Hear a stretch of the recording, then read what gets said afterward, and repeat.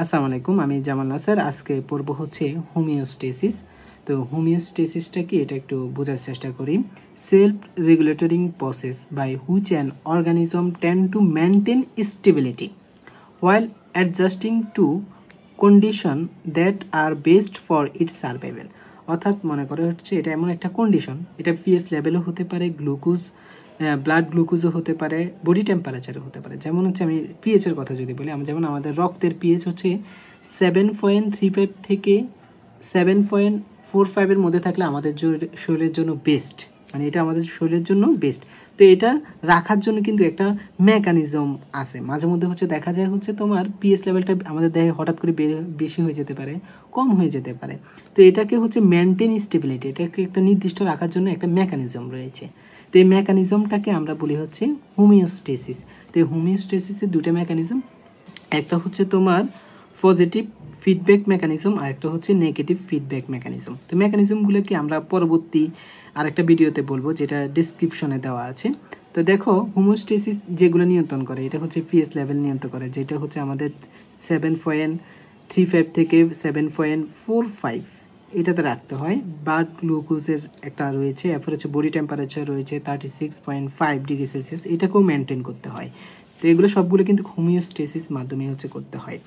তো দেখো, তো প্রথমে হচ্ছে আমাদের এই হোমিওস্টেসিসের যে mechanism, positive feedback mechanism, negative feedback mechanism, এগুলো বুঝতে হলে কিন্তু কিছু কি পয়েন্ট আমাদেরকে জানতে হবে। যেমন হচ্ছে সেট পয়েন্ট, যেমন হচ্ছে আমাদের পিএইচ রাখতে হবে কত, 7.35 থেকে 7.45, এটা হচ্ছে আমাদের পিএইচ লেভেল আমাদের শরীরের রক্তের জন্য।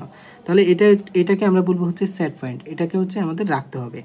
এরপরে হচ্ছে স্টিমুলাস কি মনে করা হচ্ছে হঠাৎ করে দেহের পিএইচ হচ্ছে তোমার 7.45 থেকে বেশি হয়ে গেল, তখন কি করবে আমাদের হচ্ছে change in internal and or external environment. তো যখন হচ্ছে তোমার এটা 7.45 থেকে বেশি হয়ে যাবে, তখন হচ্ছে উদ্দীপনা সৃষ্টি করবে।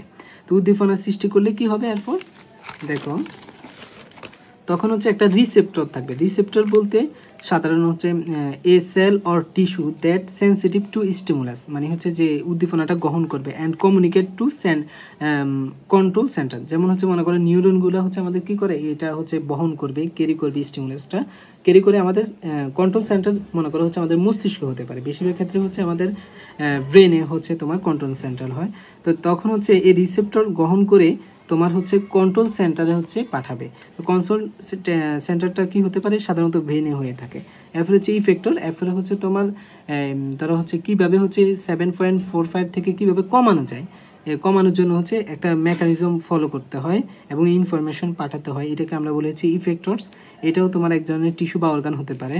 তো tissue or organ that carry out an action in response to stimulus. হ্যাঁ, তো এটা কি হতে পারে, তোমার হচ্ছে সাধারণত হচ্ছে এই ব্রেন যে তোমার এটা নিয়ন্ত্রণ করার জন্য যা যা তোমার বার্তা পাঠায়, এটাকে আমরা সাধারণত তখন যে অর্গানগুলো হচ্ছে এখানে তোমার হচ্ছে এটা নিয়ন্ত্রণ করে, এগুলোকে আমরা বলি হচ্ছে ইফেক্টরস।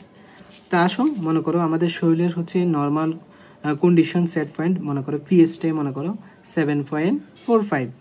হ্যাঁ, তো কোনো কারণে মনে করো হচ্ছে কন্ডিশন রাইজ অ্যাবভ নর্মাল, মানে নর্মাল মনে করো হচ্ছে কোনো কারণে হচ্ছে পিএইচটা বেশি হয়ে গেল, তখন কি হবে, স্টিমুলাস উদ্দীপনা সৃষ্টি হবে।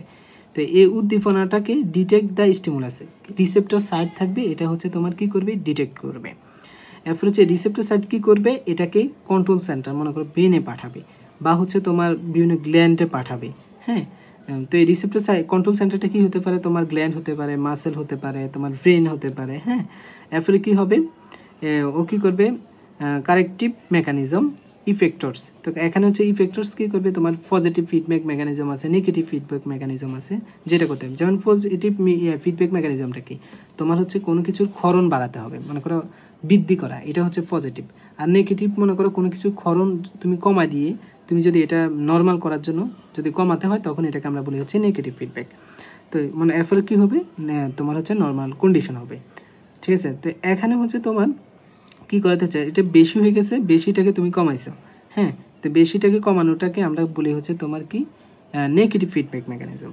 এবার মনে করো তোমার হঠাৎ করে condition decrease below the normal, মানে নর্মাল থেকে হচ্ছে আরো কমে গেছে, তখন তোমাকে কি করতে হবে, এটার স্টিমুলাস আবার শুরু হবে, উদ্দীপনা শুরু হবে। এটা স্টিমুলাসটাকে তোমার রিসেপ্টর সাইট আবার তোমার হচ্ছে ডিটেক্ট করবে, করে হচ্ছে সেন্ট্রাল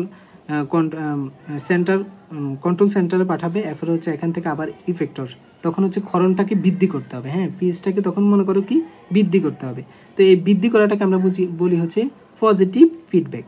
দেখছো, যদি হচ্ছে তোমার কোনো কিছুর ক্ষরণ যদি বাড়াতে হয়, বাড়ায় যদি এটা কন্ট্রোল করতে হয়, হ্যাঁ তখন এটাকে আমরা বলি হচ্ছে পজিটিভ ফিডব্যাক। আর যদি কমাতে হয় কোনো কিছু ক্ষরণ, তখন আমরা এটাকে বলি নেগেটিভ ফিডব্যাক। তখন হচ্ছে তোমার আমরা ক্ষরণ বাড়ালে দেন এটা আবার নর্মাল কন্ডিশনে আসবে, এটাকে আমরা বলি হচ্ছে পজিটিভ ফিডব্যাক। তো আমরা হচ্ছে আরও বিস্তারিত পড়বো নেক্সট ভিডিওতে। তো ভিডিওটা তোমরা দেখবা, এটা আমি ডিসক্রিপশনে দিয়ে রাখবো। তো আশা করি সবাই বুঝছো। আসসালামু আলাইকুম।